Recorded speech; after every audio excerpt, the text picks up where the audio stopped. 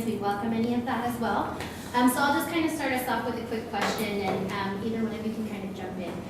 So a lot of the inspiration behind this event today is informed by public health. How do you strike a balance between a health perspective and justice perspective in your work?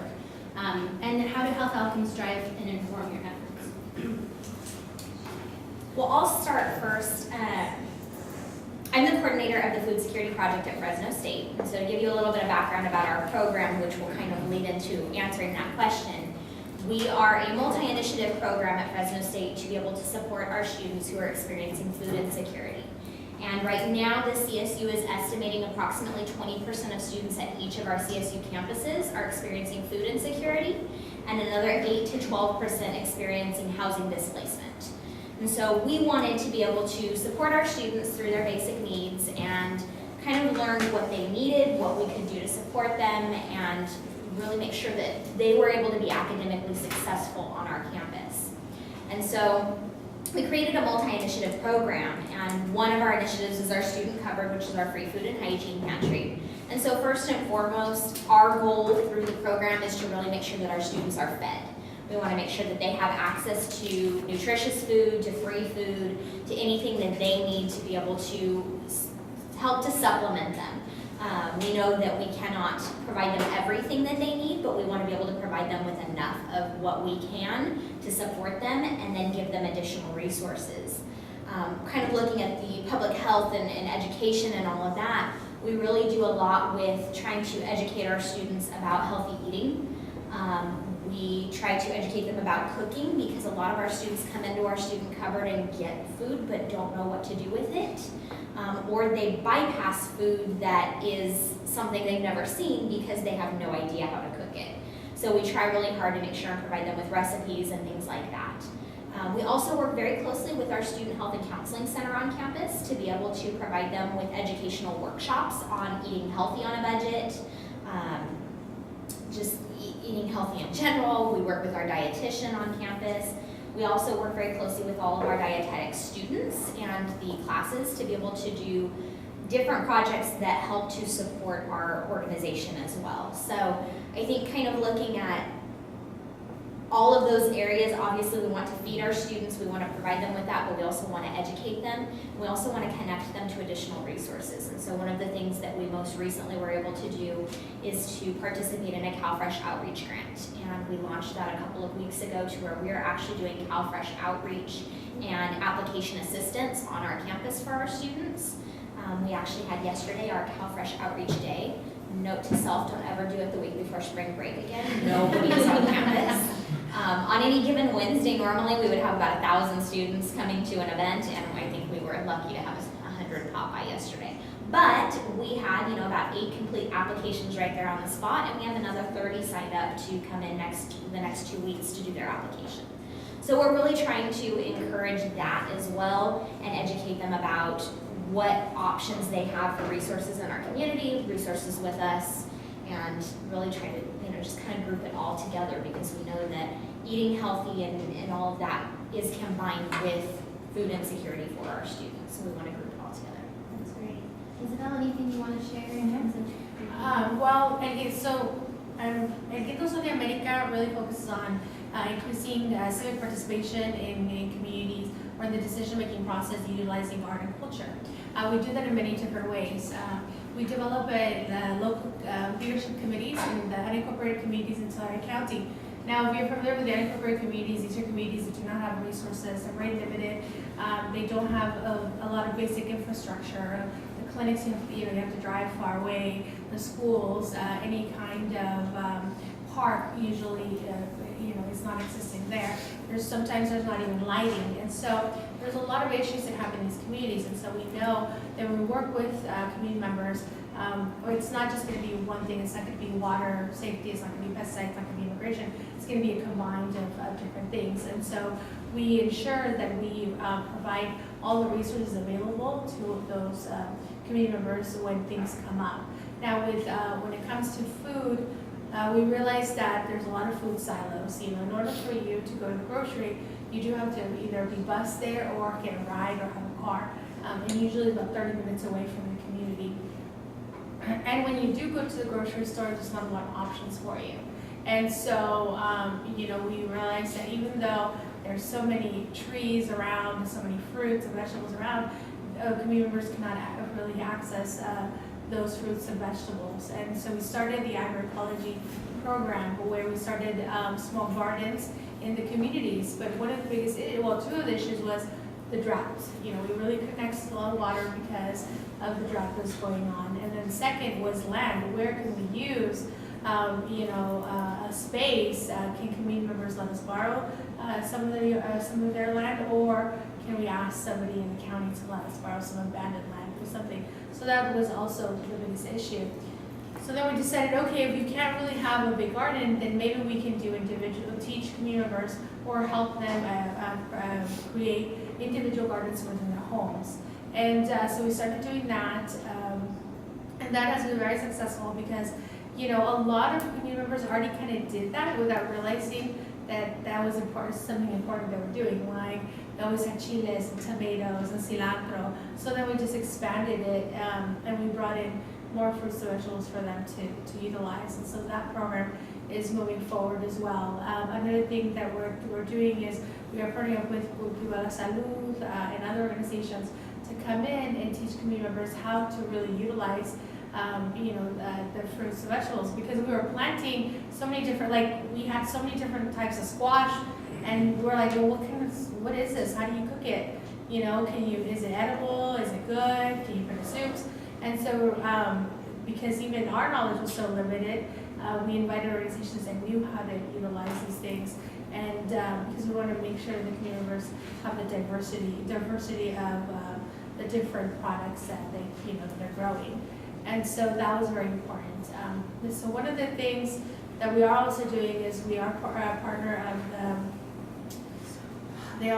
we changed their name, Community Alliance for Agroecology, yes. And it's about six different organizations that are coming together, really talking about you know, the food system and how do we start making those changes so that community members have more access to better food, better quality, and you know, continue participating in that process.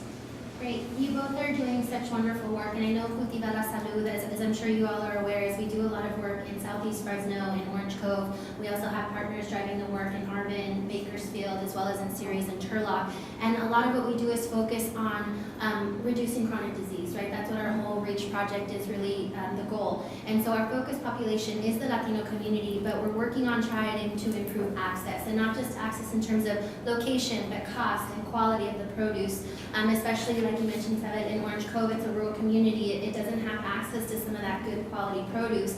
And so the approach that Cultiva takes is, yes, in terms of the health outcomes, we see that there's a lot of health disparities, issues impacting individuals' health because of this limited access.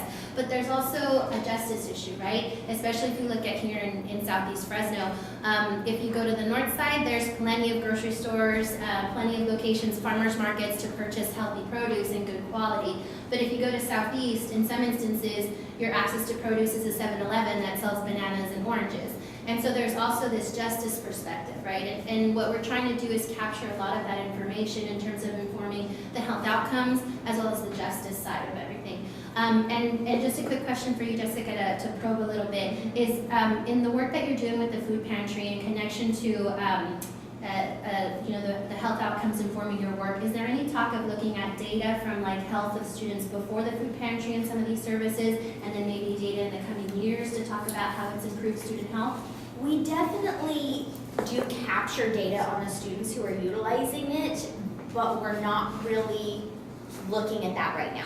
We're very protective of our students and making sure that a lot of things are not shared with the confidentiality of the students, and so we aren't really pulling a lot of that data right now. Being so close with the health center, they do some different research in the beginning of each year to look at the access that students have to food, to their consumption of food and things like that. And so we have been able to compare some of the data from prior to the food pantry and currently with their access and all of that. And so that's been something kind of not necessarily knowing for sure if they're using it, but being able to see if there is a comparison that way.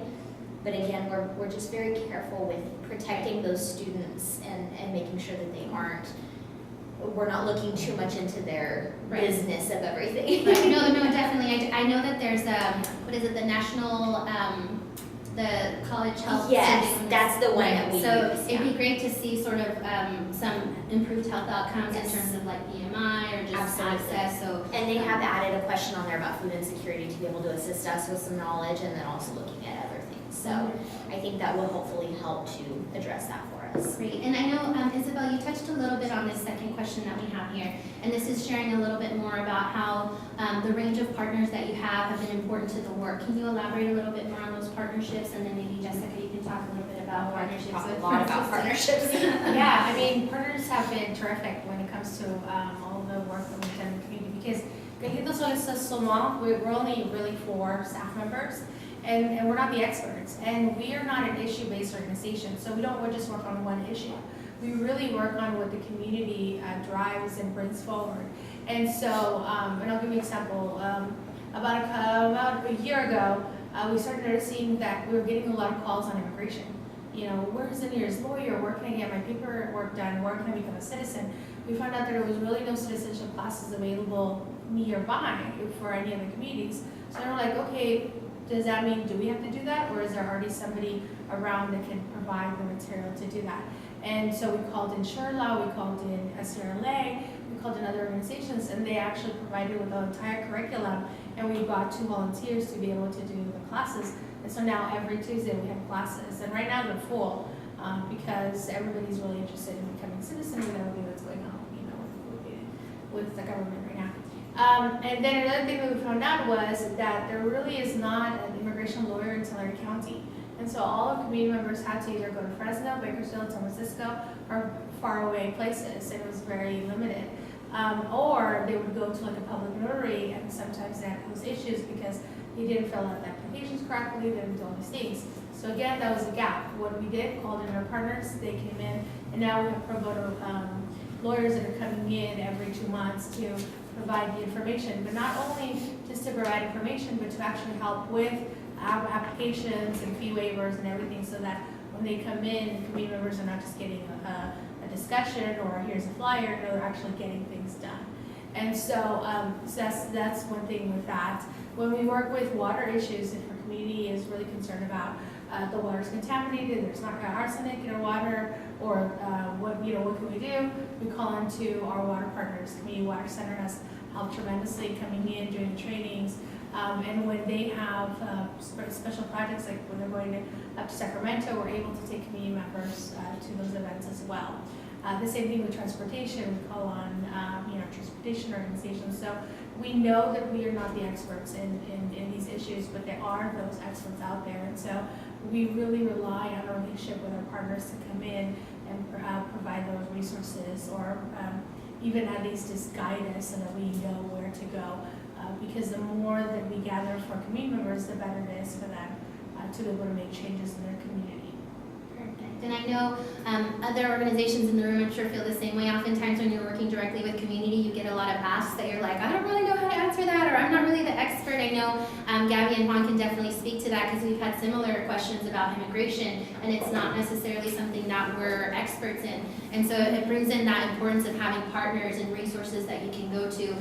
Also similar to what Sue mentioned earlier, we all have different funding, different organizations that limit to some extent what we can get involved in. Of course, that's with our REACH funding. We can't be involved in lobbying and certain advocacy efforts, which is why it's so important to have really great partners like Leadership Council for Justice and Accountability, which is, Gracia's organization, who can kind of help us fill those gaps where we can't be as vocal but can help support. So partnerships, of course, are really key for Cultiva Salud as well. Do you want to share a little bit more about your partners? Absolutely. So I'm a staff of 1 in my area, so I definitely seek lots of partnerships. I think about our on-campus partners. The Castros, President Castro and his wife, Mrs. Castro, are our biggest champions on campus. They are the ones who said we need to support our students. They're the ones who go out and tell everyone what we're doing and really help us to bring in our partnerships. And so we would not be able to exist on our campus without their support, because we tried to do this before and nobody wanted to really talk about food insecurity at a college level. It was never something that anybody wanted to address. Students are supposed to eat top ramen and macaroni and cheese. That's just what they're supposed to do. The starving student is what you do when you're in college. That's not the case. So our biggest champions on our campus are our president and his wife, and we're very glad for that.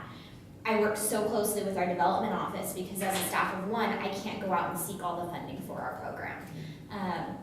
We just finished up our March Matchup campaign, and I am just like super excited because tomorrow we find out exactly how much we raised. Our program is solely funded by donations. We do not use any state funding other than for my salary. Everything else for our program is not student fees or anything else. It is all funded by donors. And so we have multiple donors who pay in, and we are at least at $164,000 with our March Matchup campaign, and I believe beyond that. And tomorrow, watch our Facebook and all that because we're excited. We get to reveal our final number. We've got a celebration tomorrow at 3 o'clock to find out exactly how much we raised in the month of March for our campaign. But that becomes my budget for next year. So our alumni, our community partners are just amazing and really bringing in that funding for us to be able to support our program and continue to support our students. And then lastly, I look at our community partners, working so closely with Fresno Community Food Bank to make sure that we are a partnering agency with them and receiving the food that we need at discounted rates to be able to support our students. Poverella House is at our door every Thursday morning to be able to support us with free food donations. I know exactly who to contact every single time something comes up with a student to be able to support them in whatever endeavor they are experiencing, so that I can reach out to Catholic Charities, Fresno Metro Ministry, Poverella House, whoever it be, to make sure to support that student as well. Awesome. So I just got the sign that I have 15 minutes left. So I'm going to combine the last two questions, but I think they go hand in hand. So Power People Change was created in part to provide a space for people to take action. So a dual question here. What are some action or leverage points you see in the region in terms of food justice? So how do we improve the health of students, their access to food? How do we improve the health and access for those individuals living in rural areas? And then what do you see sort of as you see the movement, what's your ultimate vision? And this of course can go outside of your scope. I know that some of the challenges we have is I was a Fresno State student, so go Bulldogs, but I know that there is no close grocery stores. Right, the closest one is a mile away north on Cedar and Herndon, or a mile south on Ashland and Cedar. And so it's really limited in terms of access. And so, like you said, mac and cheese and top ramen were the staples, but how do we really bring about a change in terms of like justice, right? In terms of food justice to improve that environment. And then more so to those, rural communities that we see in Orange Cove and in some of the areas in Tulare County. How do we really improve those environments and create that sort of justice? And this goes for Southeast Fresno and some of those pockets as well, in terms of how do we really raise the issue of it being a food justice issue and not just like health outcomes, improving health. Like there's clear disparities in terms of access in our communities throughout the Central Valley. So what are some of those leverage points and sort of vision that you see for this movement? That's a big question. I think the call to action is to really first be aware, and as a consumer, be knowledgeable of what you're purchasing, where you're purchasing it, but then also if there are any support letters going out, I don't know if your organizations can do, or as an individual you can fill out the support letters.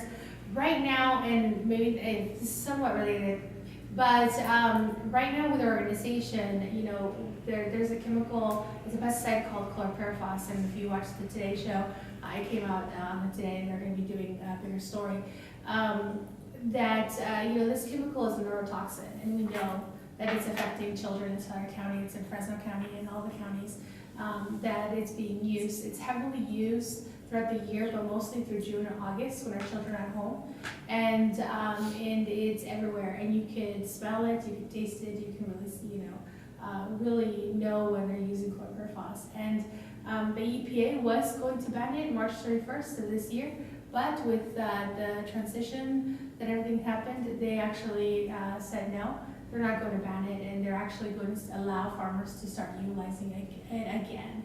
It was in the restricted list of pesticides. We don't know if that's going to change. And so it's very important that we start calling representatives and saying, hey, that's not right, because it was banned for home use because it's so dangerous for our children. And there's enough evidence and research that show that there is a big impact on our children. It lowers IQ, it causes attention deficit disorder, different learning, it interrupts the growth of children, it really just kind of, I don't want to say this, but it slows our children down quite a bit. And so it's really important that we get involved in what's going on right now. If we lose the EPA as well, because that's another thing, really, it's going to affect us in so many different ways. And so right now, it is very important for you to start participating, to become knowledgeable of what's going on, to be very vocal. And if you can't, write a letter, make a phone call. That really helps. Okay? Jessica, anything? I'd say no more starving college students, that's for sure. No more top ramen and mac and cheese being the thing for our students. If you think about how many of our students are free and reduced lunch when they're in elementary and high school, and then they graduate and they go into community college or college, they don't have these programs available to them anymore. And I'm not saying we have to have food pantries on every single one of our college campuses, but being able to connect our students to these resources and things available to them, I think is really important. I'm very fortunate to work for the CSU system, to where our CSU chancellor right now has put a lot of money and effort towards being able to do some research to find out what our students are going through in the CSU system. What are our campuses currently doing to support, and what are our students in need of to support them through these basic needs so that they can be academically successful through our programs. And so just today, I had someone from a faculty member from CSU Long Beach who finished up her focus groups on our campus and is headed to 3 more campuses next week, and is compiling all of this information for the chancellor's office so that we can really look at a CSU level what we can do to support. From a Central Valley level, I work very closely with Fresno City College and COS and Reedley College, and we have connections at all of our community colleges nearby to where we can all have those conversations about how we can support each other and our students experiencing food insecurity as well. So really trying to go beyond just providing them a food pantry, but also providing them the resources to connections like CalFresh. CalFresh, as I'm sure we all know, California is highly underused when it comes to CalFresh, and so being able to really encourage those utilizations of those resources that are available to our students, to our community members, and everybody, I think is extremely important. I think you guys both raised really valid points and ways to get involved in terms of, making phone calls, writing letters. And I know something we've kind of touched on but haven't fully hit on the nail has been just the larger injustice of where we live and how much of the produce comes from our valley, and the fact that we have children who can't even have an apple on their tabletop, right? So I think that's a larger issue of how do we bring about this change in whatever small or larger way that we can. I know that, the city of Ceres and the city of Arvin are going through a general plan update. So even inserting language in there that's promoting healthy grocers or zoning for grocery stores, things like that. Here in Fresno, we're actually really successful in getting language inserted that promotes mobile vending and allows exclusions for where they can be based on what they're selling. So if they're selling healthy produce, they can actually go to more areas. And so that's really key, even small steps like that set the foundation for what we can build on for policy. On another hand, it's also local food procurement. Working with schools, I know Turlock Unified has a wonderful local food procurement policy. They're like at 99%. And there's no reason that all of our school districts in the Central Valley shouldn't be at that same level.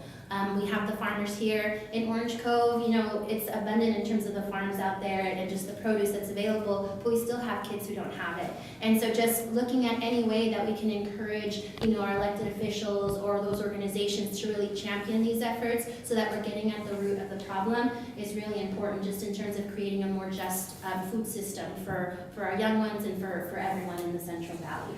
I think I have like 5 minutes left, so are there any questions that anyone's dying to ask the panel here?